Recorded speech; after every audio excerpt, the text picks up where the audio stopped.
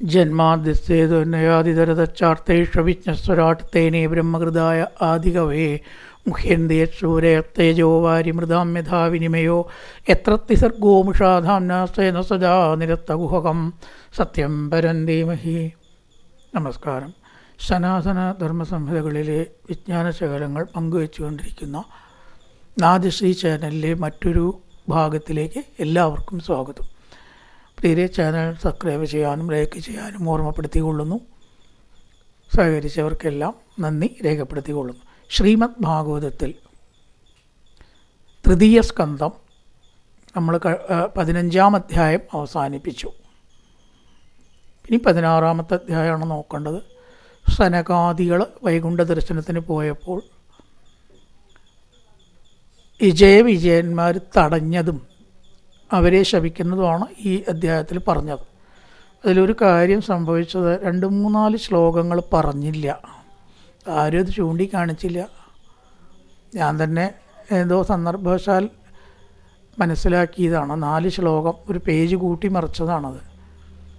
അത് 27-ാമത്തെ ശ്ലോകവും 28, 29, 30 4 ശ്ലോകമാണ് ആ പേജ് കൂട്ടിയപ്പോൾ വന്നത്. 2 പേജിൽ ഒരു 2 ശ്ലോകം, പിന്നത്തെ ഒരു പേജിൽ 2 ശ്ലോകം, അങ്ങനെ ഓരോ പേജിലായിട്ട് 2 ശ്ലോകം വന്നു. അത് 27-ാമത്തെ ഒന്ന് നോക്കുക.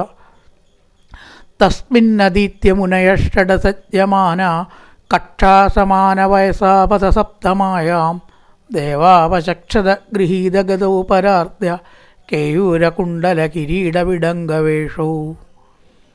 വൈകുണ്ഠലോകത്തിൽ 7 മതിൽ ചുറ്റുകൾ പറഞ്ഞില്ലേ, അതാണ് 7 മതിൽ ചുറ്റുകൾ. അത് ശരിക്ക് കാമക്രോധാദികളെ കടന്നാലേ അവിടേക്ക് എത്താൻ പറ്റുള്ളൂ എന്നുള്ളതും ആവാം, അങ്ങനെ എടുക്കാം.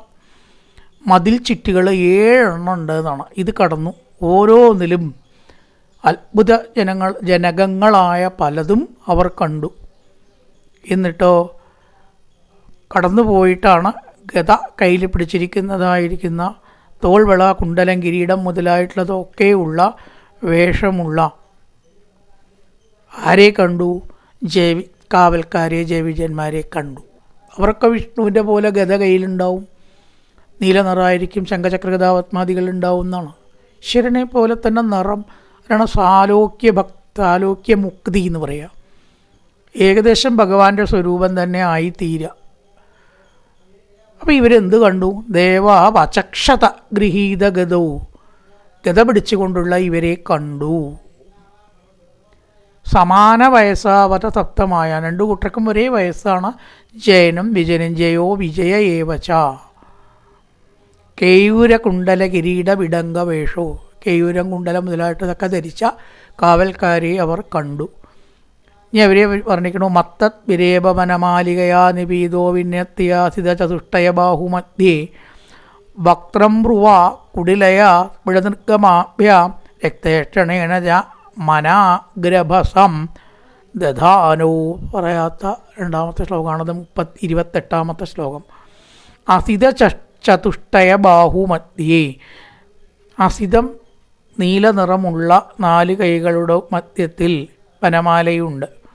ഇത് ഭഗവാനെ വർണ്ണിക്കുകയല്ല, ഭഗവാന്റെ പാർഷദന്മാരെ വർണ്ണിക്കുകയാണെന്ന് ഓർത്തോളണം. വനമാലാഗത എന്നൊക്കെ കേൾക്കുമ്പോഴേ പെട്ടെന്ന് നമ്മൾ ഭഗവാൻ അങ്ങനെയല്ല, ഭഗവാന്റെ കാവൽക്കാർക്ക് അതേ വേഷമായിരിക്കും. അസിത കറുപ്പല്ലാത്തത്, നീല നിറമുള്ള, വെളുപ്പല്ലാത്ത കേട്ടോ. അസിതം പറഞ്ഞാൽ വെളുപ്പല്ലാത്തത്, കറുപ്പ്. സിതം വെളുപ്പ്, അസിതം വെളുപ്പല്ലാത്തത്, നീല നിറമുള്ളത്. നീല നിറമുള്ള 4 കൈകളുടെ മധ്യത്തിൽ മനോഹരമായിട്ട് വനമാല ധരിച്ചവർ ആണ് അവർ. വക്രം ബ്രുവാ കുടിലയാ സ്ഫുടനിർഗമാഭ്യാം, ലേശൊന്നിങ്ങനെ കോപിച്ച നേത്രങ്ങളാണ് കണ്ടത്.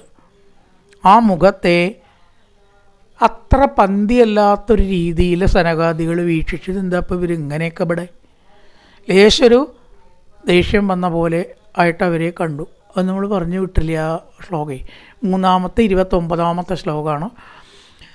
ദ്വാരേ തയോർ നിവിശ്വർ മിഷതോരപൃഷ്ട്വാ പൂർവാ യഥാ പുരുടവജ്രകപാടിവായ സർവത്ര തേ വിഷമയാ മുനയസ്വദൃഷ്ട്യ ഏ സഞ്ചരന്ത വിഗതാഭിശങ്ക.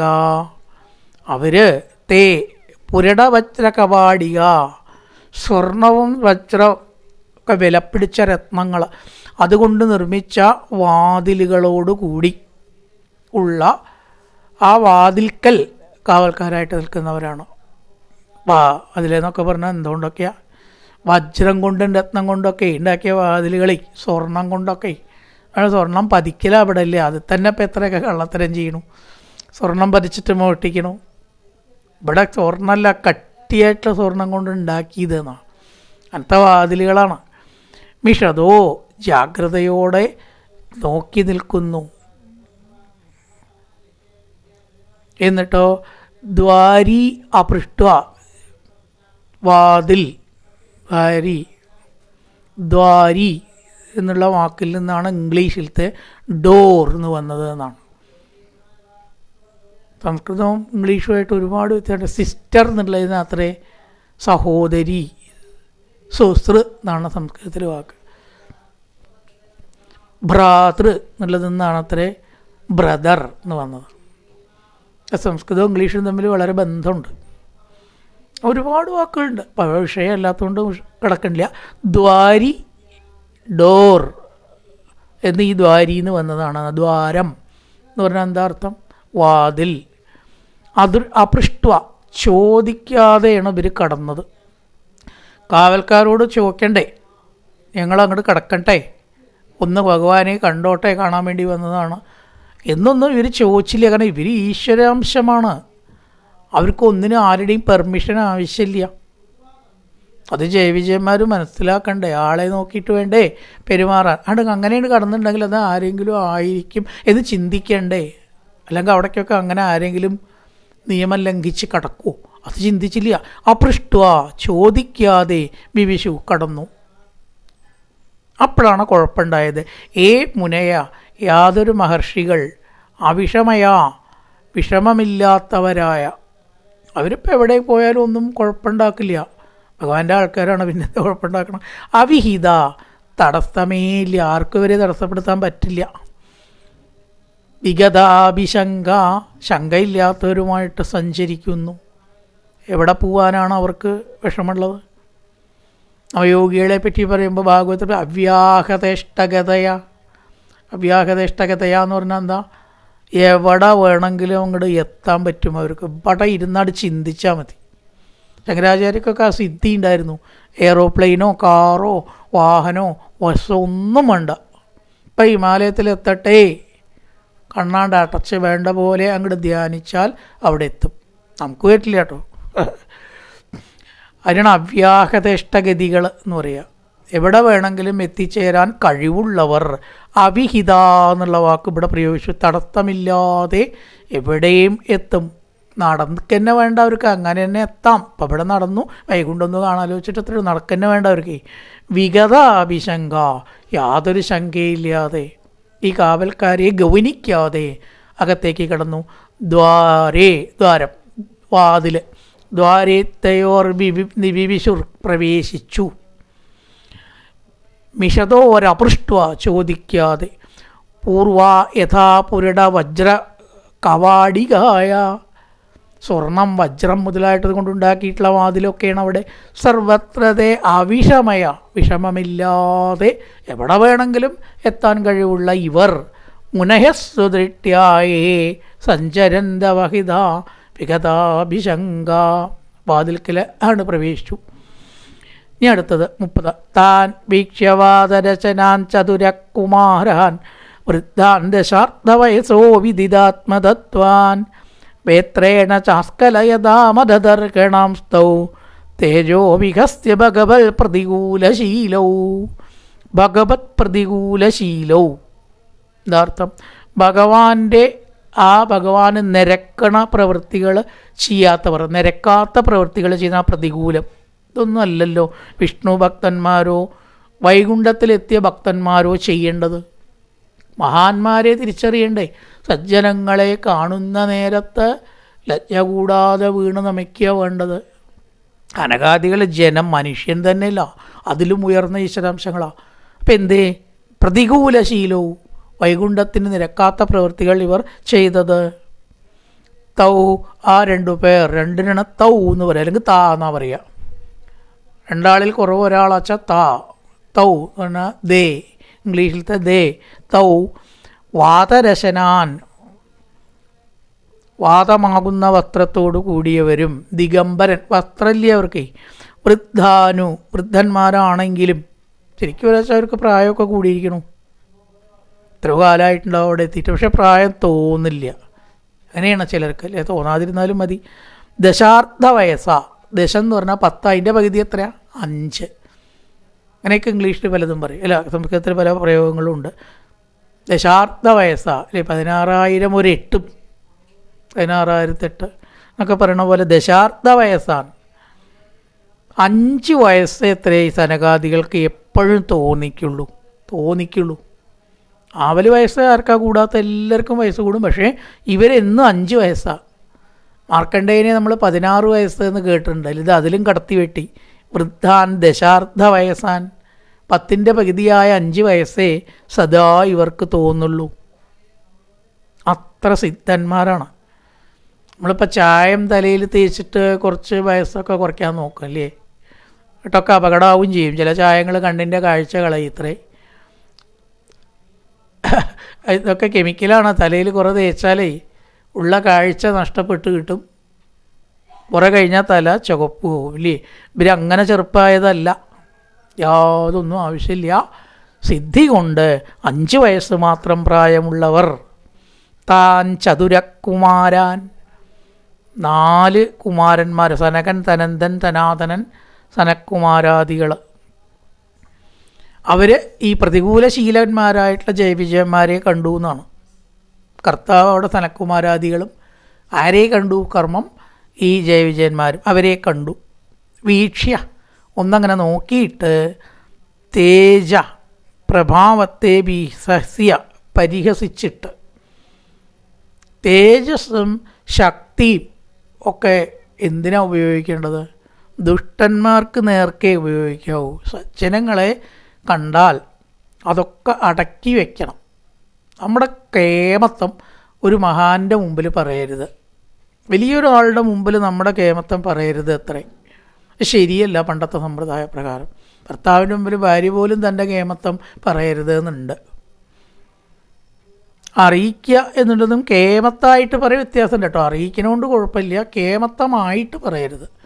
അപ്പോൾ ഇവിടെ ഇവരെന്തേ ചെയ്തത്? സനകാദികളെ പോലും വടിവെച്ച് തേജസ് കാണിച്ചു. ഞങ്ങൾ ശക്തന്മാരാണോ എന്ന് കാണിച്ചു. അവിടെ കാണിക്കേണ്ടതാണോ അത്?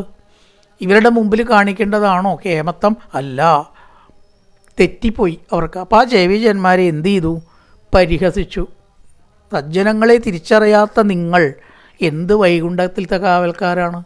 ഇവിടെ എത്തേണ്ടവരേ അല്ല സത്യത്തിൽ നിങ്ങൾ എന്ന് വിചാരിച്ചു. അതദർഹണാൻ, അതിനർഹരല്ലാത്തവരാണ്. ഞങ്ങളെ വടികൊണ്ട് തടുക്കുക ഇന്നുവരെ ഈ ലോകത്തിലുണ്ടായിട്ടില്ല, ഇങ്ങോട്ടുണ്ടാവും എന്ന് തോന്നണില്ല. ആദ്യവും അവസാനവുമായിട്ട് നിങ്ങൾ അരുതാത്തത് പ്രവർത്തിച്ചു എന്ന് പറഞ്ഞ് അവരുടെ ആ പ്രവൃത്തിയെ നിന്ദിച്ചു. നിന്ദിക്കേണ്ട പ്രവൃത്തിയെ നിന്ദിക്കണമല്ലോ. താൻ വീക്ഷ്യ വാതരശനാൻ, വാതരശനാൻ വാദം കൊണ്ട് വസ്ത്രം ധരിച്ചവർ എന്ന് പറഞ്ഞാൽ വസ്ത്രമില്ല. ദിക്ക് വാദം ഇതൊക്കെ വസ്ത്രമില്ലാത്തവന് വസ്ത്രമായിട്ട് പറയും. ദിഗംബരൻ ശിവനാണ്, വസ്ത്രമില്ലാത്തവൻ. ദിഗംബരൻ, വാതരശനൻ എന്നൊക്കെ പറഞ്ഞാൽ വസ്ത്രത്തെ പോലും ധരിക്കാത്തവർ. വാതരശനാൻ ചതുരകുമാരാൻ, കുമാരന്മാർക്ക് വസ്ത്രമില്ല. സനകാദികൾക്ക് വസ്ത്രം ആവശ്യമില്ല. ശരീരബോധമുള്ളവർക്കല്ലേ ഇത് വേണ്ടു. ഞാൻ പുരുഷനാണ്, ഞാൻ സ്ത്രീയാണ്, എൻ്റെ നഗ്നത വേറൊരാൾ കാണും എന്നൊക്കെയുള്ള വിചാരത്തിൽ നിന്നും വിട്ടു കഴിഞ്ഞാൽ പിന്നെ എന്തിനാണ് വസ്ത്രം? വസ്ത്രത്തിൻ്റെ പ്രാധാന്യം തന്നെ ഒരു കുറേ കഴിയുമ്പോൾ നമുക്കൊക്കെ കുറയും. എന്തെങ്കിലുമൊക്കെ കൊടുക്കണം എന്നല്ലാണ്ട്. അപ്പോൾ ഒരു പടിയും കൂടി കിടന്നാൽ വസ്ത്രമേ വേണ്ട എന്ന് തോന്നിയിൽ അത്ഭുതമുണ്ടോ? ഒരുപാട് ആൾക്കാരുണ്ട്, വസ്ത്രം ധരിക്കാത്ത സന്യാസിമാരുണ്ട്. അപ്പോൾ ഈ സനകാദികൾ വസ്ത്രം ധരിക്കാത്തവരാണ്. വാതരശനാൻ ചതുരകുമാരാൻ, 4 കുമാരന്മാർ. കുമാരൻ തന്നെ പറഞ്ഞു, എന്താ 5 വയസ്സേ തോന്നിക്കുള്ളൂ. അവരെ അല്ലാണ്ട് എന്താ പറയുക? വൃദ്ധാൻ, വൃദ്ധന്മാരാണ്. ഇനിയും 5 വയസ്സ് തോന്നിക്കില്ല. സത്യത്തിൽ അങ്ങനെയല്ല, എത്രയോ പ്രായം ആയിരിക്കണു അവർ വേറെടുത്ത് ലോകത്തിൽ വന്നിട്ട്. അപ്പോൾ വൃദ്ധാൻ, വൃദ്ധാനപി ദശാർത്ഥ വയസ്സാൻ, ദശാർത്ഥ വയസ്സാനപി വൃദ്ധാൻ. സത്യത്തിൽ വൃദ്ധന്മാരാണ്. ദശാർത്ഥ വയസ്സോ വിദിത ആത്മതത്വാൻ, ആത്മജ്ഞാനികളാണ്. വേത്രേണ ചാസ്കലയതാമരതർഗണം തു, വടികൊണ്ട് തടുക്കപ്പെടാൻ യോഗ്യരല്ല, വടികൊണ്ട് തടുക്കപ്പെടേണ്ടവരല്ല, ആദരിക്കേണ്ടവരാണ്. അതുകൊണ്ട് അർഹണ അതദർഹണാൻ, ചെയ്യാൻ പാടാത്ത പ്രവൃത്തി, അവർക്ക് കിട്ടണ്ടാത്ത പ്രവൃത്തിയാണ് കൊടുത്തത്. സ്ഥാനം അവർക്ക് കിട്ടണ്ടാത്തതായിട്ടുള്ളൊരു ആചാരമാണ് കൊടുത്തത്. വടിവെച്ച് തടുത്തു. തേജോ വികസ്യ ഭഗവത് പ്രതികൂലശീലവും, ഇത് വൈകുണ്ഠവാസികൾക്ക് ഒരിക്കലും യോജിച്ചതല്ല. ഇനി പറഞ്ഞിട്ടുള്ള ശ്ലോകങ്ങൾ തന്നെയാണ്. അപ്പോൾ ഈ 4 നമ്മൾ വിട്ടുപോയി, അതുകൊണ്ട് പറഞ്ഞതാണ്. പിന്നെ ബാക്കി എന്ത് പറഞ്ഞു? ഭഗവാനെ സനകാദികളൊന്നങ്ങനെ സ്തുതിച്ചു എന്നാണല്ലോ പറഞ്ഞത്. യോഗത്തിൽ കൂടി, ധ്യാനത്തിൽ കൂടിയിട്ടും ഉപാസനയിൽ കൂടിയിട്ടും മാത്രം സ്വായത്താക്കാൻ കഴിവുള്ളതാണ് ഈശ്വരാനുഗ്രഹം, ഈശ്വരഭാവം, ഈശ്വര എന്നുള്ളതായിട്ടുള്ള ആ ഒരു ഇതൊക്കെ. അതുകൊണ്ട് സർവീശ്വര, അങ്ങനെയുള്ള അങ്ങേക്കായിക്കൊണ്ട് ഞങ്ങളുടെ നമസ്കാരം എന്നാണ് പറഞ്ഞു വെച്ചത്. അടുത്തത് ബ്രഹ്മാവ് കഥ തുടരുന്നു. ബ്രഹ്മാവ് ദേവന്മാർക്ക് പറഞ്ഞു കൊടുക്കുന്ന കഥയാണ് ഇപ്പോൾ ഇവിടെ. വിതുരന് മൈത്രേയരും പരീക്ഷത്തിന് വിവർഷമൊക്കെ പറഞ്ഞു കൊടുക്കുന്നത്, ഒക്കെ പുനരാഖ്യാനം ചെയ്യലാണ്. പറഞ്ഞു കൊടുക്കുന്നത് ബ്രഹ്മാവാണ്. ഇതി തത്കൃണതാം തേഷാം മുനീനാം യോഗധർമ്മിണാം പതിനന്ത്യ ജഗാദേദം ദിഗുണ്ട നിലയോ വിഭൂ.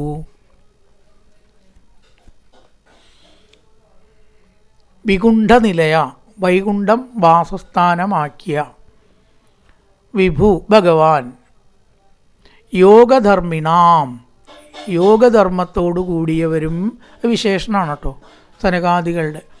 മുനീനാം, മനനശീലന്മാർ. മുനി എന്ന് വന്നത് എങ്ങനെയാണ്? മനനം ചെയ്യുന്നവർ മുനി, ചിന്തിക്കുന്നവരാണ് മുനി. ഇത് ഗണതാം, ഇപ്രകാരം സ്തുതിക്കുന്നവരും മഹർഷിമാരും ആയ തേഷാം, അവരുടെ, ആ വാക്കിനെ.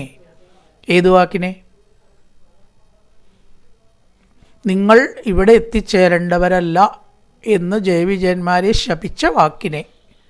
ലോകത്തിൽ പോയിട്ട് കുറച്ച് കഷ്ടപ്പെടും, ഒരു കഷ്ടപ്പാടും ഇല്ലാതെ വൈകുണ്ഠത്തിൽ നിൽക്കല്ലേ വേണ്ടു. അപ്പോൾ സജ്ജനങ്ങളെ, എന്താണ് വടിവെച്ച് തടുക്കാൻ കാരണം? അതുകൊണ്ട് നിങ്ങൾ എന്ത് ചെയ്യണം? ഭൂമിയിൽ പോയിട്ട് ജനിക്കണം എന്ന വാക്കിനെ, ആ വാക്കാണ്, ആ വാക്കിനെ ഭഗവാൻ എന്ത് ചെയ്തു? പ്രതിനന്ദ്യ, അഭിനന്ദിച്ചു. ഇത് ശരിയാണ്. എന്തുകൊണ്ടാണ് ഭഗവാൻ അങ്ങനെ തോന്നിയത് എന്ന് ഇനി മേലിൽ പറയുന്നുണ്ട്. അതിനൊരു കാരണം കൂടിയുണ്ട്. ലക്ഷ്മീദേവി അടക്കം ഇവരൊരിക്കലും അപമാനിച്ചു അത്രേ. ഈ ഒരു സംഭവം കൊണ്ട് മാത്രമല്ല ജയവിജയന്മാർ ശിക്ഷാർഹർ പറയുന്നുണ്ട്. അതുകൊണ്ട് എന്ത് ചെയ്തു? നിങ്ങളിപ്പോൾ ആ ചെയ്തത് നന്നായി. അല്ലെങ്കിൽ സജ്ജനങ്ങൾ ചെയ്തത് ഇപ്പോൾ എങ്ങനെയാണ് നന്നാവാണ്ടിരിക്കുക? അവരെന്ത് ചെയ്താലും അത് ശരിയേ ഉള്ളൂ. ഇതിനെ ജഗാത, ഭഗവാൻ ഇപ്രകാരം മുനിമാരോട് പറഞ്ഞു എന്ന് ബ്രഹ്മാവ് വീണ്ടും പറഞ്ഞു.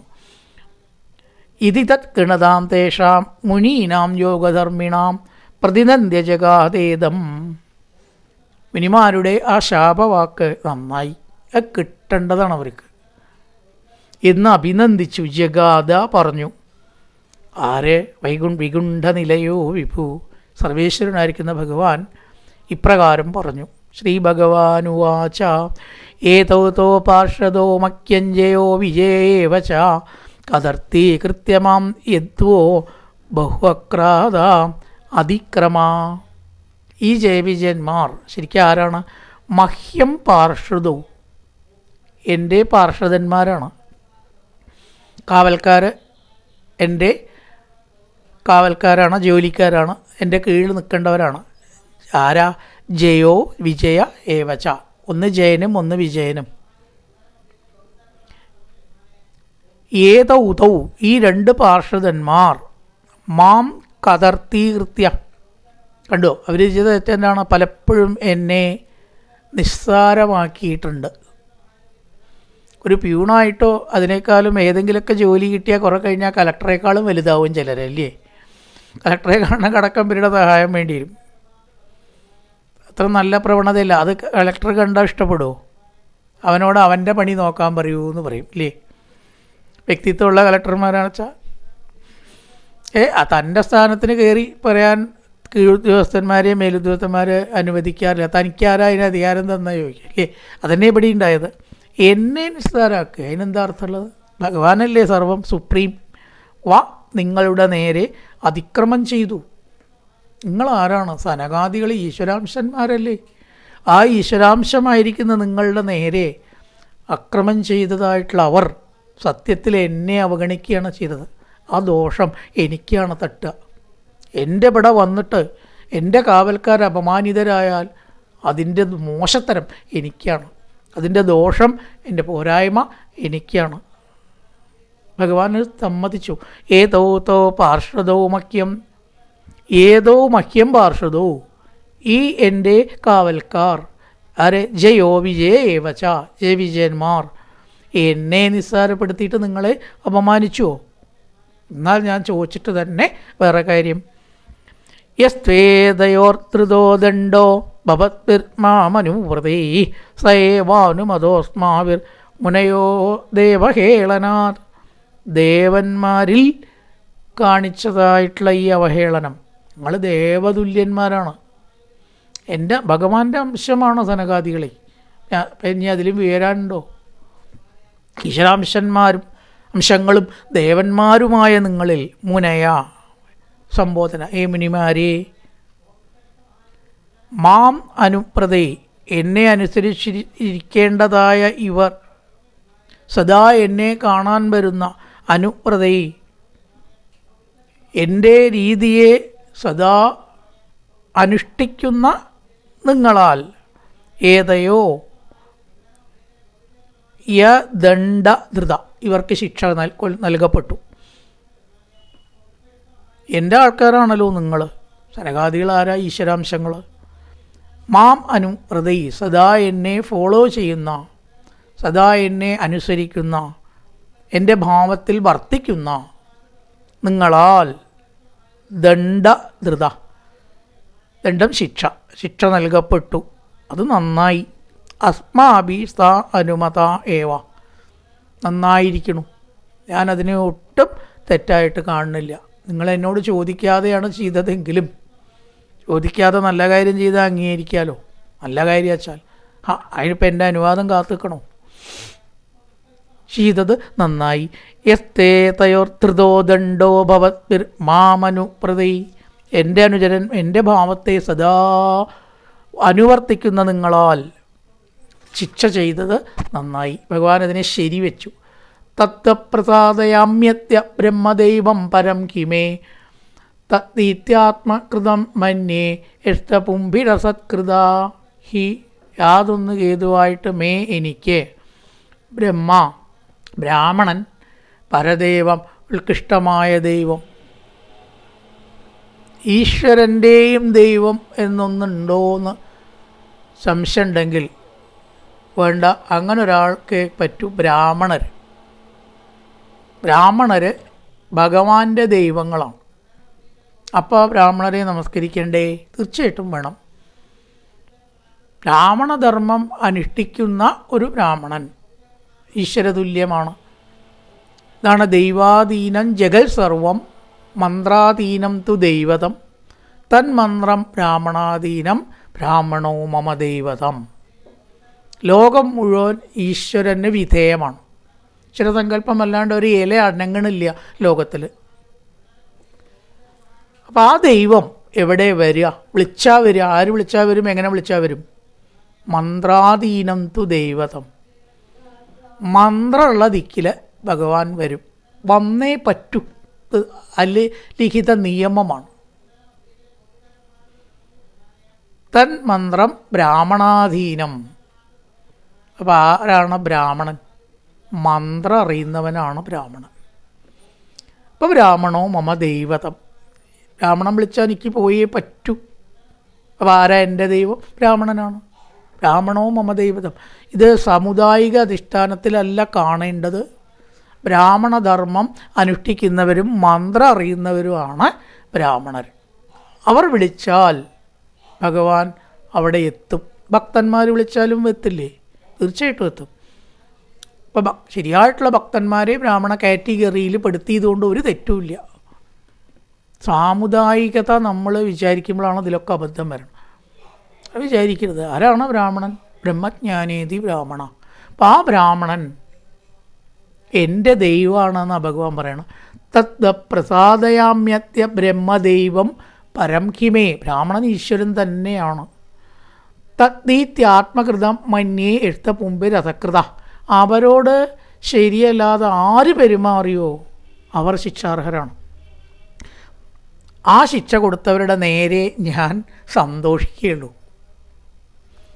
ബ്രാഹ്മണദ്രോഹികളെയും വിദ്വേഷികളെയും ശിക്ഷിച്ചാൽ എനിക്കത് സമ്മതമാണ്, എനിക്കത് സന്തോഷമേ ഉള്ളൂ. അതിൽ അങ്ങനത്തെ നിങ്ങൾ എൻ്റെ സന്തോഷത്തിന് പാത്രീകൃതരാവുകയാണ്.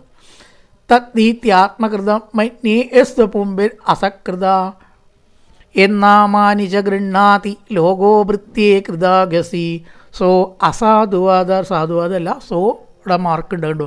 അസാധുവാദ തത് കീർത്തിം ഹന്തിത്വചം ഇവാമയ ഭൃത്യൻ കൃതാഗസി. ഭൃത്യന്മാർ തെറ്റ് ചെയ്താൽ, ആഗസി തെറ്റ്, ഭൃത്യന്മാർ തെറ്റ് ചെയ്താൽ, അപരാധം ചെയ്താൽ, ലോക എന്നാമാനി, ലോകം ആരെയാ പറയുക? ഭഗവാന്റെ പേരല്ലേ ആദ്യം പറയുക. തെറ്റ് ചെയ്തവരാരാ? ഭഗവാന്റെ ഭൃത്യന്മാർ. ഭൃത്യന്മാർ രണ്ടാമതാ വരുന്നത് അല്ലേ? ആദ്യത്തെ പേരെവിടെ? ഭഗവാന്റെ ഭൃത്യന്മാർ. കളക്ടറേറ്റിലൊരാൾ തെറ്റ് ചെയ്താൽ അത് കളക്ടറുടെ അവിടെ എന്നാണ് പറയുക അല്ലേ? ആദ്യം പറയുക കളക്ടറേറ്റിലത്തെ ആളെന്ന്. അപ്പോൾ പേര് കളക്ടർക്കാണ് പോണത്. അതുപോലെ നാമാനി, ഏതൊരു നാമം ആദ്യം പറയും അത് എൻ്റെ നാമമാണ്. ആ വൈകുണ്ഠത്തിലത്തെ കിങ്കരന്മാരെ കേട്ടില്ലേ? അതാർക്കാണ് ചീത്തപ്പേര്? എനിക്ക് അപമാനമാണെന്ന് പറയണം ഭഗവാൻ. നാമാനി ന ഗൃണ്ണാതി, ഏതൊരു നാമത്തെ ഉച്ചരിക്കുന്നുവോ എൻ്റെ നാമം. അതുകൊണ്ട് സ അസാധുവാദ നിന്ദാവചനം ആമയ രോഗം ത്വചം ഇവ ത്വക്കിനെ എന്ന പോലെ അവർക്ക് ശിക്ഷ കിട്ടണം. രോഗം വന്നാൽ ത്വക്കിൻ്റെ സ്ഥിതി മഹാകഷ്ടമാണല്ലേ. ചൊറിയാണെങ്കിലും വേറൊന്നാണെങ്കിലും ഇൻഫെക്ഷൻ ആണെങ്കിലും ത്വക്കിന് വന്നാൽ എത്രത്തോളം ത്വക്കിന് വിഷമമായിട്ട് വരുന്നുവോ അതേപോലെ എന്തുണ്ടാവും? എൻ്റെ കീർത്തി ഭംഗപ്പെടുന്നു. എൻ്റെ ഭൃത്യന്മാർ തെറ്റ് ചെയ്താൽ അത് എൻ്റെ കീർത്തിക്ക് വിഘാതമാണ്. ഏതുപോലെ? രോഗം വന്നിട്ട് ത്വക്ക് നശിക്കുന്നത് പോലെ. സുന്ദരമായിട്ടുള്ള ചർമ്മമാണ്, സ്ത്രീയാണെങ്കിലും പുരുഷന് അല്ലേ, പരസ്യമൊക്കെ കാണാൻ എത്ര മൃദുലമായിട്ടുള്ള ചർമ്മം, ഭംഗിയുള്ള ചർമ്മം. പക്ഷെ ചൊറി വന്നാലോ മഹാകഷ്ടമായിട്ടോ അയാളെ തൊടാൻ നമുക്ക് മടിയൊന്ന് നീങ്ങി നിൽക്കും നമ്മൾ. അപ്പോൾ എപ്രകാരം സുന്ദരമായിട്ട് കാണുന്ന ത്വക്ക് പോലും ത്വക്ക് രോഗം വന്നാൽ മലിനപ്പെടുന്നുവോ അല്ലെങ്കിൽ മറ്റുള്ളവരുടെ അപ്രിയത്തിന് വിധേയമാവുന്നുവോ, അതുപോലെ എൻ്റെ ഭൃത്യന്മാർ തെറ്റ് ചെയ്താൽ എൻ്റെ കീർത്തി കളങ്കപ്പെടുന്നു. എൻ്റെ പേരല്ലേ അവർ പറയാ, വിഷ്ണുവിൻ്റെ കിങ്കരന്മാരെന്ന് പറയില്ലേ. എന്നാമാനിച്ച ഗൃണ്ണാതി ലോകോ ഭൃത്യേ കൃതാഗസി. ഭൃത്യന്മാർ തെറ്റ് ചെയ്താൽ ലോകത്തിൽ എൻ്റെ പേരാണ് ചീത്തയാവുക. ഏതുപോലെ? സോ അസാധുവാദാ തത് കീർത്തിം ഹന്തിത്വജമിവാമയ. രോഗം വന്ന് ത്വക്ക് വികൃതം വികലവും ആകുന്നത് പോലെ. അതുകൊണ്ട് തീർച്ചയായിട്ടും അവർ ശിക്ഷാർഹരാണ്. യത്യാമൃതാമലയശ്ചവണാവഗാഹ സദ്യ പുനാതി ജഗദാശപചാത്മിഗുണ്ട സോഹം ഭവദ്ഭ്യ ഉപലബ്ധ സുതീർത്ഥ കീർത്തിച്ഛിന്യാം സുബാഹും അപിപ പ്രതികൂലവൃത്തിം. ഇതിപ്പോൾ അങ്ങനെയില്ലല്ലോ. തെറ്റ് ചെയ്താൽ അവനവൻ്റെ ആൾക്കാരാണെങ്കിലൊക്കെ സംരക്ഷിക്കുക എന്നാണ്. എന്ത് തെറ്റ് ചെയ്താലും തൻ്റെ പാർട്ടിക്കാരെ അവസാനം വരെ കൊലക്കുറ്റം ചെയ്താലും ശിക്ഷിക്കുക. ഇപ്പോഴത്തെ ഒരു കാലത്തിൻ്റെ പ്രത്യേകതയാണ്. ഇവിടെ അങ്ങനെയല്ല ഭഗവാൻ പറഞ്ഞ യസ്യ യാതൊരു വന്തേ അമൃതതുല്യ യശസ് അമൃതാമലേശ. അമൃതതുല്യമായിട്ടുള്ള എൻ്റെ സൽകീർത്തിക്ക് ഭംഗം വരുത്തുന്ന ജഗത് അശ്വപചാത് ചണ്ടാളപര്യന്തം ഉടനെ ശുദ്ധമാക്കുന്നു. എൻ്റെ കീർത്തി അത്രയധികം പ്രസിദ്ധമാണ്. എന്നെ കീർത്തിച്ചാൽ ആ ചണ്ടാളിനും കൂടി ശുദ്ധമാവണു.